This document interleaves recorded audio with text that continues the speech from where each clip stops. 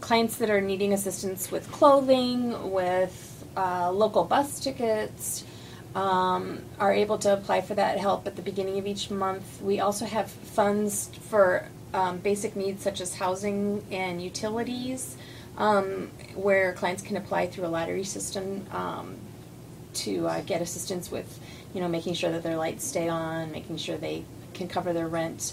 We also help with work boots. We help with prescriptions. We have a fund where we can help with IDs and birth certificates for individuals needing, help.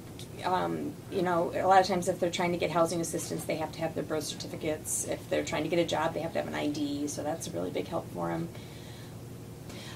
We try to keep it as simple for our clients as possible, so we don't require any documentation or any proof that they fall within a certain income guideline.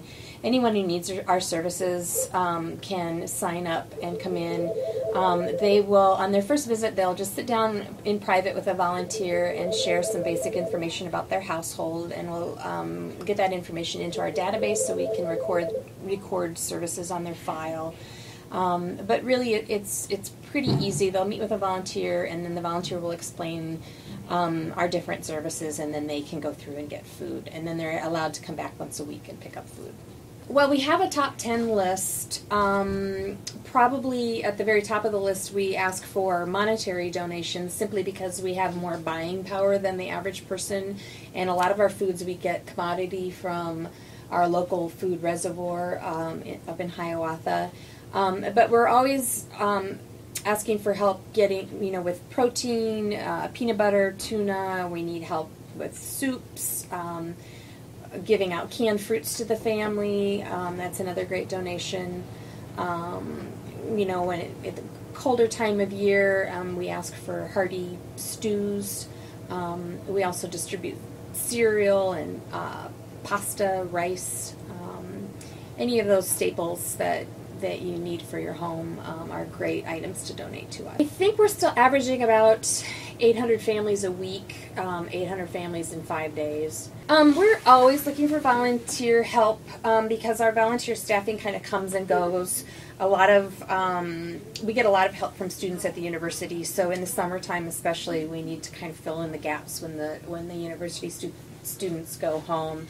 Right now the food bank has I believe around 220 trained volunteers, and they're required to work one 3-hour shift every week. We do have a few volunteers that work more than one shift a week. Just the smallest things that I have, I'm so appreciative, because when you are dealing with people in poverty, we have a lot of individuals that have to use our address to receive mail because they don't have a home and they don't have a mailbox and they can't afford a post office box. Something as basic as that, you don't always think, the importance of that or how much you really need something like that. There is this perception in society that, there are freeloaders out there that are just taking advantage.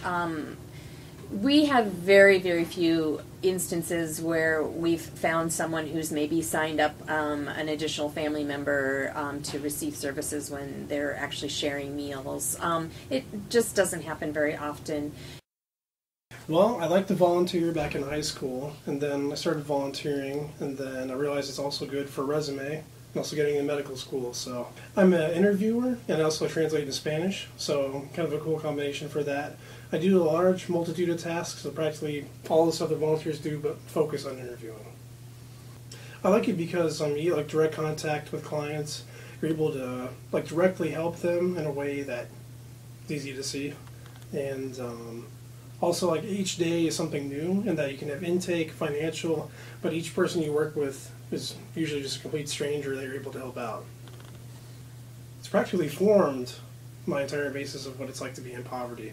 To hear personal stories of people of their day-to-day experiences of going through it really defined it, because I didn't really have one much before. So you think living in upper middle class, if you haven't volunteered in an environment like this, it's totally different. We have the regulars that come in throughout each day of the week, because most clients they come in once per week and they find a day that works best for their schedule.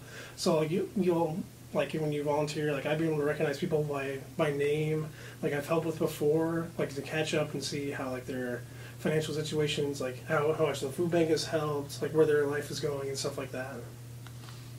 Probably the biggest thing is like the stories I've accrued is like translation. That's probably the biggest thing, like because that's come up with like so many different times where clients come in here and they only speak Spanish, and then like they try and like talk to people at the front desk and they feel frustrated, and then as soon as I walk in and like or another volunteer like they speak Spanish, they get, you can visually see they get happier, and it's like easier to translate their situation, and so like you see effects of income where housing, access to food and water, like just like the basic things that they need, volunteering is able to help that.